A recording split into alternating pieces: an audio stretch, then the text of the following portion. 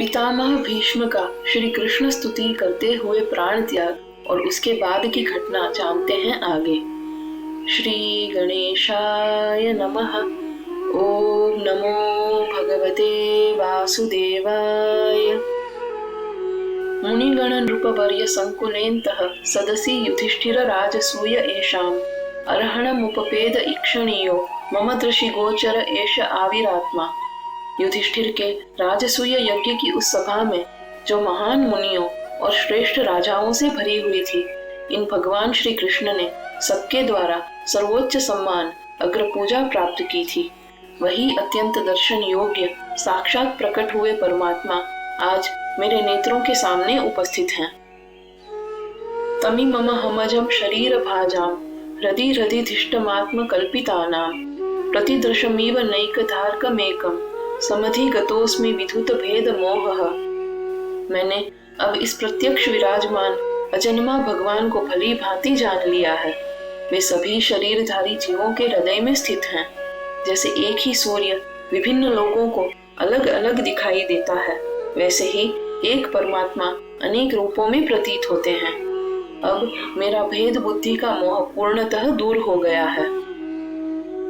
सूत उवाच कृष्ण एवं भगवती मनोवाग दृष्टि वृत्तिभिः आत्मन्यात्मानमावेश्य सोन्तः श्वास उपारमत।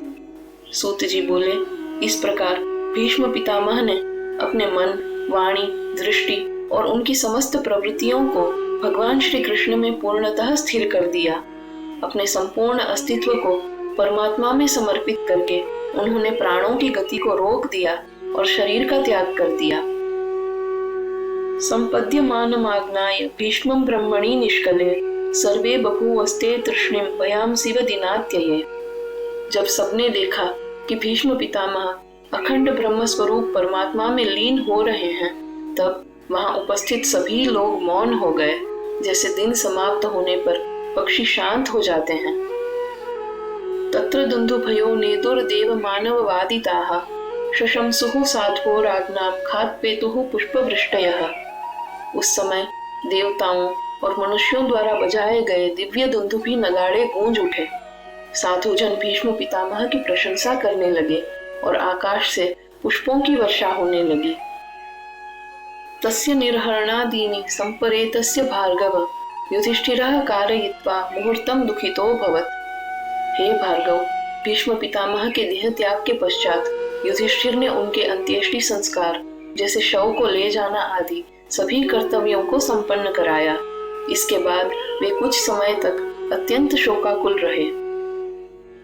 तुष्टुवुर्मुनयो हृष्टाः कृष्णं तद्गुह्य नामभिः ततस्ते कृष्ण हृदयाः स्वाश्रमान् प्रययुः पुनः। प्रसन्नचित मुनियों ने भगवान श्री कृष्ण की उनके दिव्य और गूढ़ नामों से स्तुति की। इसके बाद जिनके हृदय श्री कृष्ण में अनुरक्त थे, वे सभी मुनि अपने अपने आश्रमों को लौट गए। ततो युधिष्ठिरो गत्वा सह कृष्णो गजावयं पितरं संतवयामास गांधारीं च तपस्विनीं। उसके बाद युधिष्ठिर श्री कृष्ण के साथ हस्तिनापुर लौटे। वहां उन्होंने पिता के समान आदरणीय धृतराष्ट्र और तपस्विनी गांधारी को सांत्वना दी। पित्रा चानुमतो राजा वासुदेवानुमोदितः चकार राज्यं धर्मेण पितृपैतामहं विभुः। पिता के समान पूजनीय धृतराष्ट्र की अनुमति और श्री कृष्ण की स्वीकृति प्राप्त करके समर्थ राजा युधिष्ठिर ने अपने पितरों और पितामहों से प्राप्त राज्य का धर्मपूर्वक शासन किया।